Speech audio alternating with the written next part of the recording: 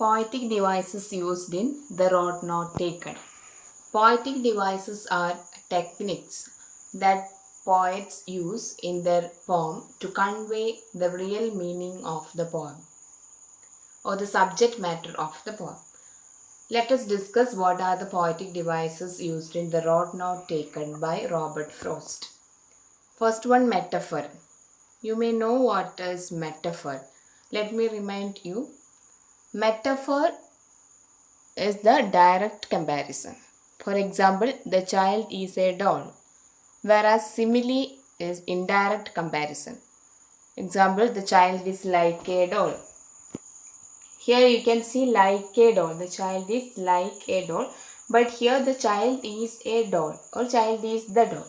Direct comparison, and here it is an indirect comparison. Okay. So metaphor in this poem, we can see two roads diverged in a yellow wood. Here two roads mean the ways of life, choices of life. Yellow wood. Wood is not only forest. The metaphorical meaning of this wood is life. Wood represents life. Yellow represents the dark side of life.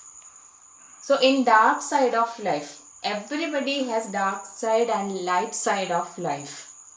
And if we are in a dark side of life, we may face different choices of life and we get confused to pick the right one. So that's a metaphorical meaning of this line. So here it is the direct comparison. Two roads are directly compared to ways of life. Yellow means dark side, wood means life. Second one, personification. Personification means attributing human qualities to inanimate objects. For example, the cold hand of rain touched me in the morning. We know rain has no hand, but here the writer used the cold hand of rain. He gave this quality of human being to inanimate object, to a non-living object. The cold hand of rain touched me in the morning. Why the writers are using these kind of phrases? Because they want to convey the exact feeling that they got to their readers. That's why they are using such kind of devices. And this is called personification, attributing human qualities to inanimate object. In this line we can see personification. Because it was grassy and wanted wear. The poet said the road was grassy and wanted wear. That's why he chose it. It's a human need. Wanting is a human need.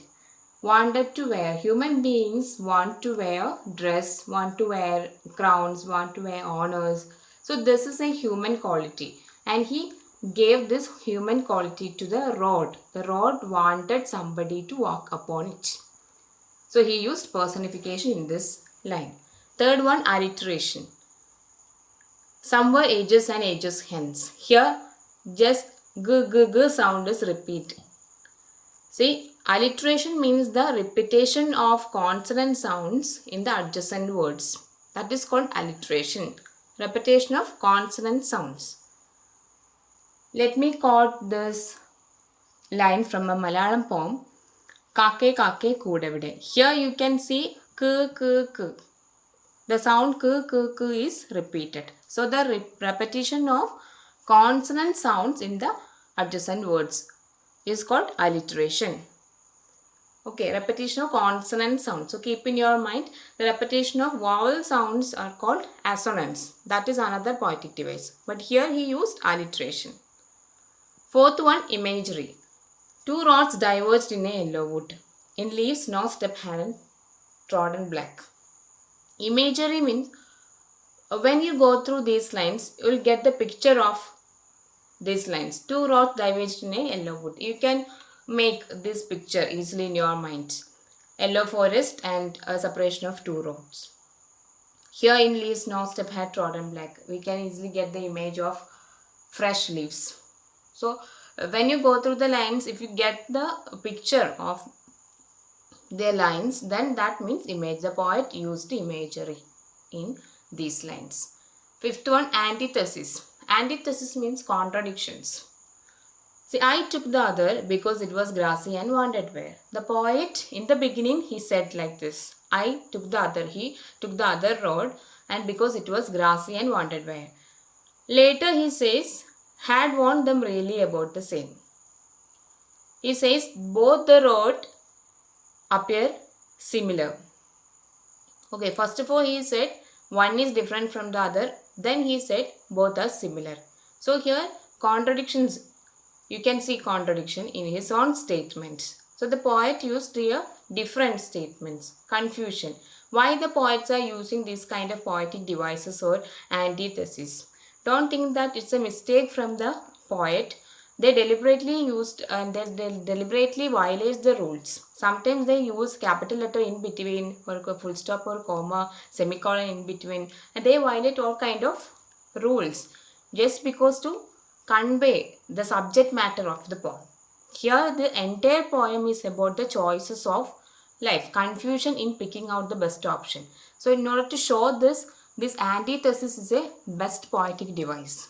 That's why the poet Robert Frost used this in his poem. I can quote one more example. Oh, I kept the first one for another day. I doubted if I should ever come back.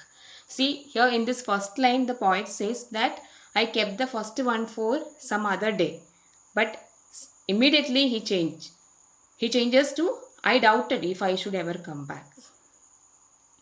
Okay, so we can see contradictions here.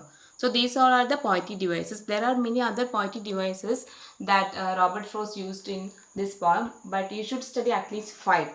So study all these 5 poetic devices. Okay, make note of this and be ready with your notes. Thank you.